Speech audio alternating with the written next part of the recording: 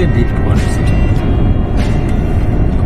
এটা তো ঘন জঙ্গল, এদিকে প্রচুর জঙ্গল, দেখা যাচ্ছে। আগের জঙ্গলগুলো আরো বেশি ঘন ছিল, কিন্তু এসব জঙ্গল ডিপ ফরেস্ট।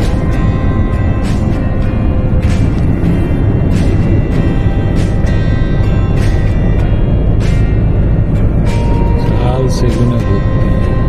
আর তেঁদু গাছ আছে, হ্যাঁ, তেঁদু গাছ, এটা যে পাতা থেকে বিড়ি হয়।